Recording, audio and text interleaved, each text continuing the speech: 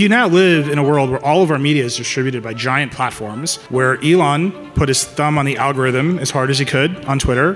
There's a study out last week saying the Twitter algorithm now openly favors right-wing content, and Elon Musk personally. What is the problem in our culture? Where's the rot in our culture that technology has enabled? And it is actually synthesis of control over speech, control over distribution. We still insistently run a website. That's what we do. It is open distribution. You can get to us in your web browser. Most of my multimedia work is in podcasts, distributed via RSS, open distribution. You can see that open distribution is the thing that is the counterbalance to all this noise. How many of you would put a camera in your bathroom? Good. Good answer. How many of you are holding a phone right now? How many cameras are on your phone? It's not one. It's absolutely not one. It's like 4. How many of you take your phones into the bathroom? It's crazy.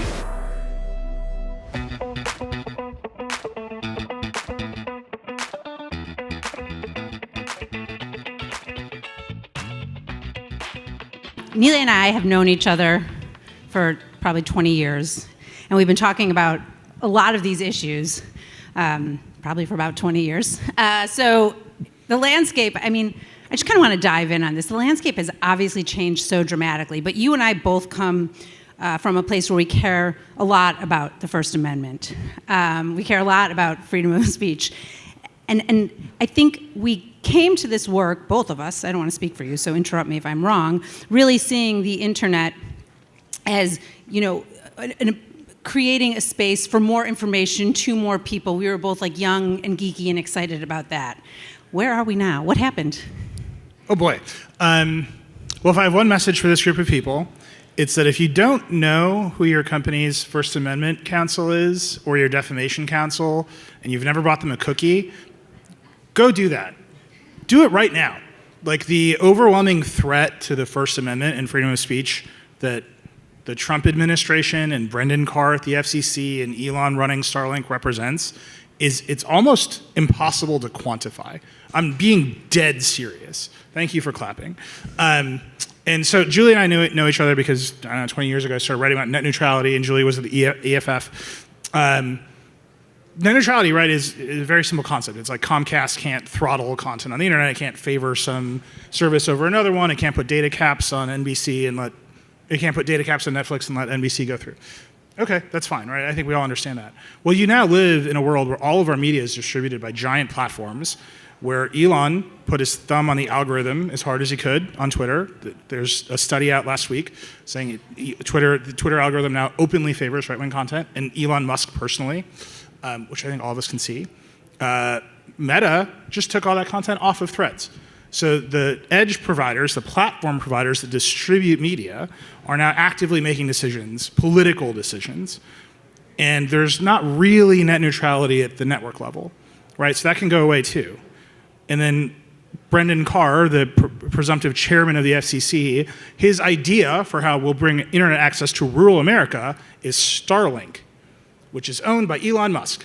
And so if Elon has already shown his willingness to change the Twitter algorithm, what is going to stop him from saying, you know what, actually I don't want left-wing websites or sites that I perceive to be left-wing to be shown on Starlink. I only want the Daily Wire. That'll be excused from the data caps in NBC News or CBS News. They'll hit your data cap and actually be slower than the other websites. You'll go to that more often. I'm mad at Mark Zuckerberg. I'm going to make sure that Instagram doesn't get through at the same rate, or the video quality is degraded versus the X platform, which I own.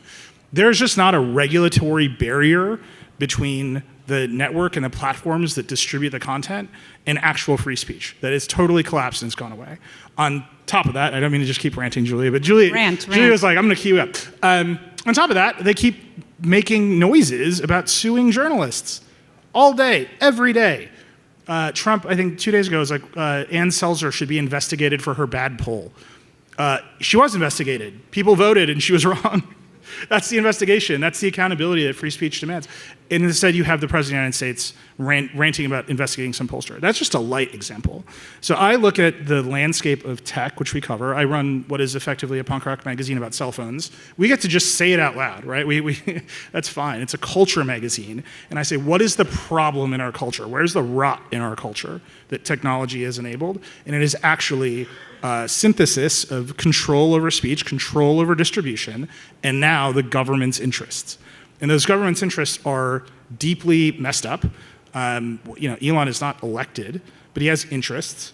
He's going to tell you that the Teslas that are self-driving are not crashing, and if some platform does publish that, he has the ability at the network level and at the platform level to unpromote that content, to take it away from you. And I would just encourage everyone in this room to really think about what that means for our distribution, for the content that we're seeing, for how we reach our audience, for what our audience is counter-programmed, and fundamentally, how we all make enough money to continue doing the work, because if we don't have distribution, we're not going to make any money at all. I want to just dig in a little bit here. First on the net neutrality piece. The suing journalists piece we're going to get to too. I think that is just beyond terrifying. But on the net neutrality piece, I think when we were first working on this issue, I don't think I quite understood just how like a little tweak, how insidious a little bit can be around the edges to kind of drive people to various news sources, to various products online. I think it's sometimes hard to understand because all of us are high information news gatherers, high information users, and most people I talk to every day also are. Yeah. But it's like the little things around the edges, and I think you're getting to that. But as you think about how to combat the little things around the edges, how to reach people who maybe aren't high information audience members, how do you think about that? How do you think about that for your own business? So we still insistently run a website. That's what we do. It is open distribution. You can get to us in your web browser, which sadly Google controls, but we're working on it.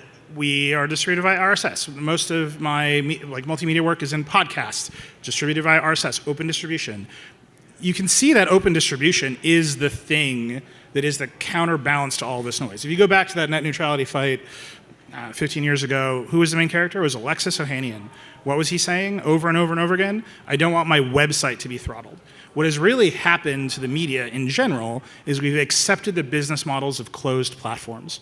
So I constantly interview CEOs all the time, media CEOs, platform CEOs. I interview a lot of hosting provider CEOs lately. The CEO of Squarespace comes on the show and I say, why would anyone start a website? And their answer uniformly is, to do e-commerce and not have to pay the App Store fees. This is the most depressing answer to why would anyone start a website in human history, right?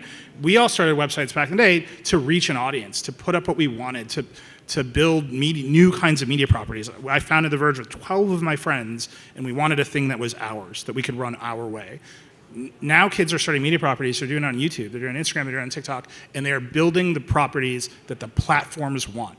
Every YouTuber gets their wings when they make the video about how pissed off they are at YouTube. That's the day they become business people, right? Because they're like, I can't do the thing I want. The algorithm is making me make something else. That control is a problem, and we should deal with it in various ways. I think antitrust is a good way to deal with it. But the other problem is that as you close down net neutrality, it actually becomes very hard to start a new website because Netflix can pay the ISPs to be faster. And so that is the small tweak that makes it insidious, right? Is, suddenly this thing that we perceive to be open, that we perceive to be democratizing, is actually much more closed down. And the incentives of all of these systems only point to some outcomes, and it is very hard to counterbalance those outcomes, especially on the platforms themselves. So we have to build our own distribution. We have to build our own networks. And we have to say, actually, we're going to go have the fight with all of our First Amendment lawyers. Do y'all take this note? I'm dead serious about this. You need to talk to the lawyers at your companies and say, are we ready? Can you describe the set of threats to the First Amendment today and predict which ones are coming tomorrow? This is a small bar, right? The First Amendment bar is a small group of lawyers, and they all just had a conference and they are all freaking out. They're also all ready to fight, right? This is like, it's been boring for a little bit. Now it's like going to be exciting again. But these small tweaks to our distribution, to who incentivizes you to make what work, they have a massive downstream impact on what consumers actually see and the quality of information they actually receive. I'm a former First Amendment lawyer, so this is very near and dear to my heart, this entire conversation. They told me to be optimistic. I'm so sorry. One of the other kind of things I've been thinking about a lot in response to what you're saying right now is that there was a time when you started The Verge in the early days of Engadget where entrepreneurism was really, there was green space everywhere, and if you were young and if you were hungry and if you were interested in the technology, you could find a way to get out there. But now a lot of the young people who I think are really entrepreneurial and young and hungry do end up on the existing platforms. And even if some of those young entrepreneurial folks do stand up their own website, it's really, I'm hard pressed to think of a small, non-venture backed kind of startup in the space. Yeah. Ghost, which is I believe, a nonprofit. But yeah, if I was a writer today and I was like, I'm going to go find an audience for my writing, where would I land? I would land on Substack, right? It's obvious. Or maybe Beehive, also VC-based, or VC-backed. Substack is a political project. I think we can just describe it that way. It attracts one group of audience. It's still not profitable. I think there was a story today in the Times. They're attracting more writers and somehow making less money than before. Why do they continue to exist? What business gets to continue to exist with that problem embedded in it? The one that's funded by a bunch of VCs. I have lots of friends on Substack. I hope everybody makes money. I hope the journalists make money and the VCs go bankrupt. That's my position. You should tell Connie. I think that's fine. But you just look at where the incentives on all these platforms are. If we were starting a magazine in the 80s, our incentives would be to make great covers and put it on newsstands and get distribution in bookstores or something. And the First Amendment fight I would have would be this shit's too hot for B. Dalton, right? No one would care. Because I would be able to find additional distribution. It'd be local record stores or something. That's how I read Maximum Rock and Roll when I was a little kid, right? That shit was definitely too hot for B. Dalton. Now that doesn't exist, right? All of our distribution is mediated by our phones, by our platforms. I don't remember this First Amendment fight from when the App Store first started, but Apple would put comic book apps in the App Store and then censor the boobs. And it's why is Apple in charge of comic books now? This is weird. And we kind of just let it go because the web was right there as a counterbalance. And as the web gets put under more and more and more pressure, and the internet service providers get put under more and more and more pressure, and that will happen, right? If Trump is threatening to take away the broadcast licenses of local NBC stations, you know who owns NBC? Comcast. The pressures they will exist. You can see the horse trading begin today. Well, then we absolutely need to find some additional alternative distribution. I don't know what it looks like. And everyone's been talking about Twitter in this room, right? First of all, don't work for Elon Musk for free. Just stop doing that. He's rich. He can pay you. If he wants your shit, he can pay you the money for it. Second, if you look at Blue Sky or Mastodon or Threads, embedded in them is an idea about open distribution, right? The idea that there's federation, that you can take your account to another service. Blue Sky is really interesting because they have composable moderation.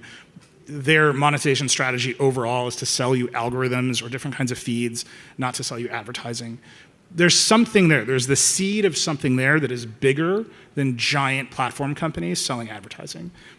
Okay, this is going to be even more depressing. I know we're supposed to be optimistic, but one of the things I worry a lot about right now in response to this is I feel in a lot of ways the biggest platforms, they've made it really obviously very easy to get on. Especially if you're not a tech person, if you're my parents, it's pretty easy. If you want access to, if you want a Blue Sky account, that's not hard to sign up. But there is a real switching cost. And we've seen this with the streaming wars, right? Do we call them streaming wars still? it was so exciting to cut the cord. I'm sure you and I spoke on stage in microphones about cutting the cords when that was a thing. And now it's a total mess for most people. How do we create a space where, this is the question I think about a lot, where it's easy enough for users who are not, going to work and raising their kids and have a whole life. How do we make these tools and this access to the web and the content on the web easy enough for them without just going back to the largest platforms? Well, if I knew the answer to that question, I would not run a punk rock magazine about cell phones. One. I've been thinking about this kind of a lot, right? And because what I'm trying to sell is not sponsored unboxing videos on YouTube. Like, I just don't want to do it. We're trying to sell a story about how the technology we make changes our culture, and that is a permanent story. I'm going to give you one example just to try to ground that in something, and then I promise I will answer your question. How many of you would put a camera in your bathroom? Good answer. How many of you are holding a phone right now? How many cameras are on your phone? It's not one. It's absolutely not one. It's like 4. How many of you take your phones into the bathroom? It's crazy. It's just nuts. It's like already nuts. Like we've already broken our own contract that we all made with each other when we said we wouldn't put cameras in the bathroom. We're like, I'll take 6. And it's nuts. Those cameras, by the way, were invented at JPL in like the 90s. Like the CMOS sensor was invented in like the 90s at JPL, the Jet Propulsion Laboratory part of NASA. They didn't know that Tinder would exist. Can you imagine being a NASA scientist being like, I'm going to make this camera sensor. We're going to fuck up romance forever. That's technology and culture. That is the connection. We make these things, they change the culture, and then we make things that reflect the new culture that we made. So I'm constantly thinking about how do we at The Verge do that work, describe this cycle, describe the paradox of I don't want a camera in my bathroom, I'm going to the bathroom with 6 cameras. That's weird. You have to do it at a remove. You have to be apart from it. You cannot describe what YouTube is on YouTube. You cannot describe what TikTok is on TikTok. The remove is what brings you the objectivity. The remove, and if you can describe that remove to the audience and say, I am not a part of that, I'm just looking at it. I'm clearly saying what it is. That is what builds you the trust with the audience that is sorely lacking across our media. Because most of our media right now is looking at TikTok and YouTube and saying, how do I become more like that? And I'm not saying we shouldn't participate there. I think that's where the young audience is. I think we should all go find a young man watching TikTok right now and be like, what the fuck? Right? Just like be better than whatever is happening to you. But if we don't have the remove, then we can't build the trust because we can't describe it clearly without seeming like we are part of the system. So when I think about how do we make this easier for people and how do we participate, I just Wait, keep before you get there, I want to follow up. Sorry, I'm going to interrupt you because I want to follow up on that point. One of the things I've wondered about tech journalism for a while, particularly the space you're in, is there's kind of 2 lanes. There's like the cell phone review, there's like the gadget lane, right? And people are into that. And then there's this whole other lane that's super important. And I run an organization called Tech NYC that is like now getting into everything because tech is in everything. Like, what does the word tech even mean? I don't know. Maybe you have an answer. But as you think about those 2 lanes, it strikes me that the second lane, where you need the remove, and I agree with you, is probably one of the most important things in our entire society right now. Some of these changes that are being powered by tech. So we'll get back to my other question. I'm much more interested before we run out of time on how you think about that and the future of tech. What is tech journalism? What's the future of tech journalism? Can you even define tech journalism? The problem is I can't say if I could do that, I would not run a punk rock magazine myself, because I do run the magazine about cell phones. Challenging question. I can, and I think this idea that we have this fight on our own team every single day. The idea that what we run is like a toy magazine over here and a policy magazine over here is a mess, right? You're not going to move the audience from here to there. And I think you get really confused when you distribute onto platforms because the platforms only ever want you to be about one thing. So if I run a great gadget review TikTok channel and in the middle of it, my policy reporter shows up and is like, I need to tell you about why the Clue app just made a video saying we will never turn over your fertility data to the government, which is like a real thing they did. You should go watch this TikTok. They're like defiantly being like, we'll never do this. You know why they did that? Because they're in Germany. That's it. That's the whole answer. And our government can't touch them in Germany. That's super interesting. You can't put that on the gadget unboxing channel, right? The platform will close you down. I can put that right next to pictures of cell phones on my property where the expectation of the bundle is that it's about everything. And so I just keep coming back to The Verge is about something. It is about the relationship of the products and the culture and how, in particular, all this technology is here. The only reason any of it exists is for us to make art. I promise you this is true. It is for us to make the culture together, for us to build communities together. Yes, there is a lot of weird billionaires who have a lot of weird ideas about what that means and how they can make money from it, but that is its purpose. That's why we keep making it. We insistently keep making it so that we can actually build a culture together. So I just try to smash them together. I try to force our team to smash those ideas together every single day. Right before we got on stage, Julie was showing me pictures of her kids. They're beautiful kids. And every time she scrolled a picture, it played a little video clip, right? Like the iPhone does. That is just a new invention. Our expectation that the photos should move is like a wholly new invention, right? And my daughter, who is 6, she's always pushing the phone to make the photos move. That is her expectation of the photo. That is a technology problem. Those photos also mean that your photos are no longer photos. They're 2 files. One's a photo and one's a video. And they get bundled together with a little piece of metadata that does not play well on other fucking platforms. That's a weird problem that people, once you bring them to the photos move, you can bring them all the way back to Apple insists on pronouncing it HEIF, and actually it's 2 files and it doesn't play well on Instagram. And there's just a lot there that I think once you open the door, you can explain a lot of very complicated problems because you're just talking about people's experiences.